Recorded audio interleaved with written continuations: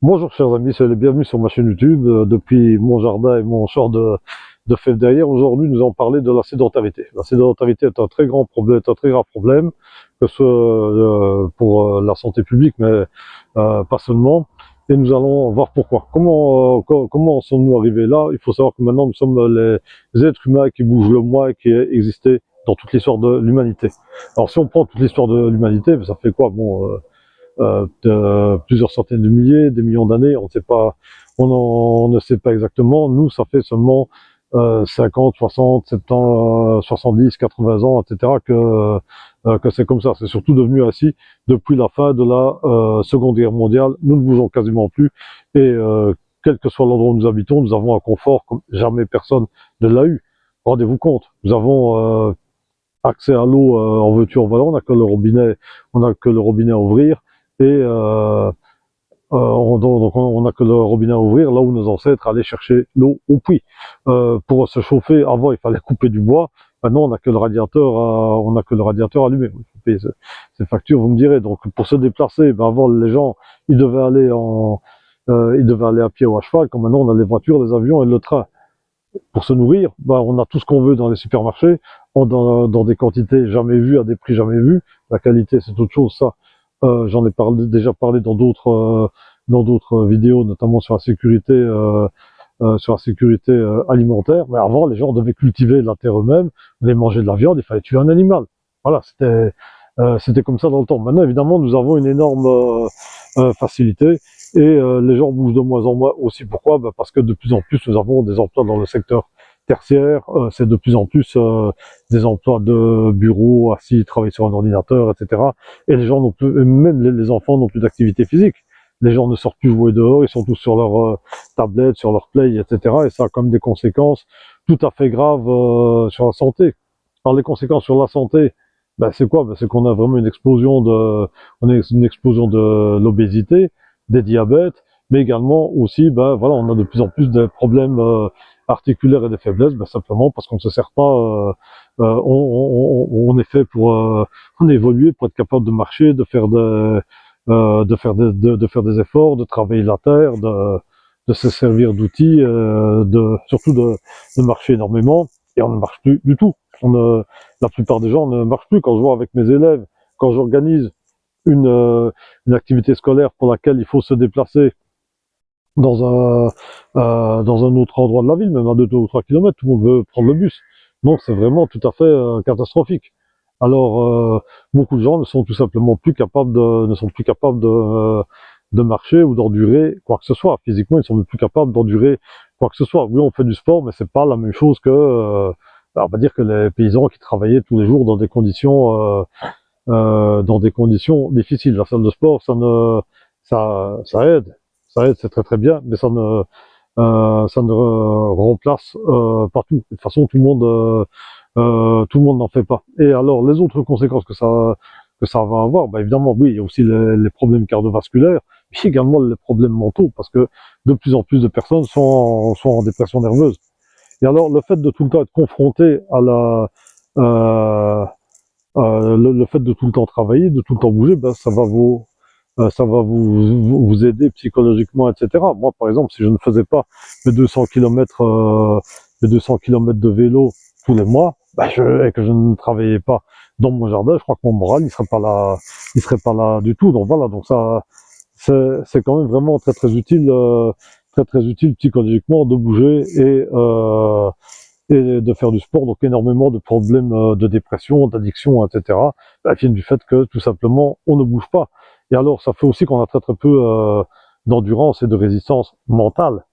D'où vient la résistance mentale? Parce qu'on va se demander, la génération de mes grands-parents, les gens qui ont vécu la Seconde Guerre mondiale, comment ils ont pu supporter tout ça, mais ils avaient déjà des vies difficiles au départ. Ils devaient tout faire à pied, en vélo, etc. Ils devaient se lever très tôt même pour aller à l'école. Ceux qui vivaient à la campagne, il fallait s'occuper des bêtes.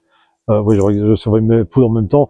Et justement, voilà, on parle de bêtes. Il fallait s'occuper des bêtes avant d'aller à l'école. Il fallait faire des tâches à la maison, à la ferme, etc. Puisque la plupart des agriculteurs, c'était pas de la production industrielle de nourriture comme on connaît maintenant. C'était de l'agriculture de subsistance et tout ça. Mais il fallait s'en occuper. Les enfants travaillaient et ils participaient. Donc ce qui veut dire qu'il y avait énormément d'hommes qui étaient habitués à travailler dur, à marcher longtemps, à rester très longtemps dehors et qui avaient des modes de vie qui étaient réellement rustiques. Voilà, on est le 6 juin de 2024, c'est le 80e anniversaire aujourd'hui du débarquement de Normandie. Ben, beaucoup des soldats américains, en fait, de l'époque, pour ceux qui venaient des zones rurales, ben, ne vivaient pas d'une manière très différente de celle de leurs ancêtres cow-boys ou pionniers, etc. Donc les modes de vie n'avaient quasiment pas changé. C'est vraiment maintenant que nous avons une rupture.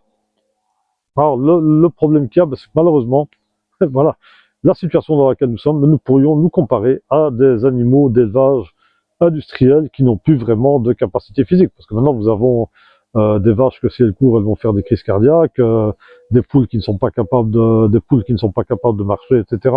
Et qui sont même pas capables, des poissons d'élevage pas capables de se débrouiller, dès qu'on leur jette de la nourriture, ils sautent dessus, ils sont incapables de la chercher par eux-mêmes. Nous sommes devenus malheureusement comme ça. Non seulement nous n'avons pas la capacité physique, nous n'avons pas la capacité mentale non plus de nous débrouiller, et il y a des tas de savoir-faire qu'on n'a plus. Qui sait encore se servir d'une hache pour couper du bois, qui sait encore cultiver, etc. Bon, attention, je ne suis pas... moi, ce sont des choses que je suis en train de réapprendre. Hein. Je n'ai pas dit que j'ai toujours su faire tout ça. D'ailleurs, je suis un citadin qui est revenu à la campagne, mais tout ça, ce sont des talents de base qu'on n'a plus, et on n'a plus la capacité physique de supporter ni rien. Ce qui veut dire que, entre parenthèses, tant que le monde dans lequel nous vivons est stable, que nous avons évidemment notre nourriture et notre chauffage, notre eau, etc., satiété, tout va très bien. Mais le jour où on ne les aura plus suite à une catastrophe naturelle, on va dire ouais c'est bien sinistre, mais voilà. Il faut quand même bien se rendre compte d'un truc concernant les catastrophes naturelles. Les dinosaures, ils étaient là, ils étaient plus grands, plus forts que tout ce qui a jamais existé sur Terre. Et en quelques secondes, ils ont disparu avec la météorite qui est tombée sur Terre. Donc les catastrophes naturelles ont toujours existé. Il y a toujours eu des éruptions volcaniques, qui ont causé des changements climatiques, qui ont fait s'effondrer des civilisations. On pourrait vraiment multiplier les exemples. Et alors bon, ben, pensons par exemple aux inondations en 2021 ici en province de Liège en Belgique. C'était catastrophique à des tas de gens voilà, donc ils sont retrouvés face à des situations de survie. Et pas que ça, bon voilà, il y a l'actualité comme on peut l'avoir en Ukraine, au Moyen-Orient, qui peut amener à ce qu'on puisse avoir des conflits, qui puissent avoir des conséquences très dévastatrices sur nous, sans parler de conséquences directes de bombardements, etc. Mais même économiquement, les conséquences pourraient être, si les choses s'aggravent, ça pourrait devenir réellement fâcheux, mais nous n'avons pas les capacités de résister. C'est quelque chose qui est très important à faire, c'est de retrouver une condition physique, de rebouger, etc. Et d'acquérir les talents pour être capable de se débrouiller, de ne plus être des poulets de batterie. Autrement, voilà, en cas de catastrophe, et si nous sommes privés de nos moyens de vie, il y a très peu de gens qui resteraient très rapidement. Ça peut mener à pas mal de catastrophes. Mais bon, ça, ce serait des sujets pour d'autres vidéos. Ben oui, je suis quand même voilà, je suis comme dans le survivalisme depuis pas mal d'années. Maintenant, ce genre de pensées-là, je les ai depuis au moins 25 ans. Donc ça fait un moment que ça trotte dans ma tête que le monde dans lequel on vit il n'est pas éternel et que nous ne sommes absolument pas préparés à ça. Mais la sédentarité est un énorme problème. Ben déjà, par rapport à notre vie quotidienne, il faut essayer de dépasser ça. Alors voilà, je vais vous donner un exemple concret. Moi, je fais tous mes chemins pour aller donner cours en vélo. Mes élèves ils me disent ah monsieur, on vous admire, c'est incroyable ce que vous faites, c'est musculaire. Je ne veux pas donner électrique parce que bon, quand je pourrais plus, peut-être que j'en prendrais un, mais bon, comme je peux toujours le faire, je n'en prends pas. Mais mes élèves, ils n'en reviennent pas de ce que je fais, mais je leur dis si un vieux comme moi, j'y arrive, toi qui es jeune, tu peux y arriver. Il suffit juste que tu fasses des efforts, tu t'entraînes petit à petit, tu vas y arriver. Non, c'est voilà. J'essaie de les inspirer, mais d'ailleurs, je ferai même beaucoup plus de vidéos sur le vélo et sur tout ce qui est du retour de la rusticité un peu plus tard. Donc voilà, bon, on va pas la faire trop longue. Je crois que vous avez remarqué que j'ai tendance à beaucoup parler. Donc n'hésitez pas à mettre tous vos commentaires et vos réactions que je puisse les lire, que ça puisse devenir interactif. Et surtout, n'oubliez pas de mettre un j'aime, de partager si vous avez apprécié. Un petit pouce, ça fait toujours plaisir. Et puis, voilà, si ce sujet vous intéresse, n'hésitez pas. Même si, bon, je sais bien que je couvre beaucoup de sujets différents, mais ça, c'est moi. C'est ma personnalité. Je m'intéresse à beaucoup de choses. Je suis quelqu'un de très éclectique, comme on dit. Donc voilà, c'est comme ça. Donc voilà, n'hésitez pas à vous abonner à ma chaîne. Je vous souhaite une très bonne soirée et à très bientôt sur ma chaîne YouTube. Au revoir et bonne soirée.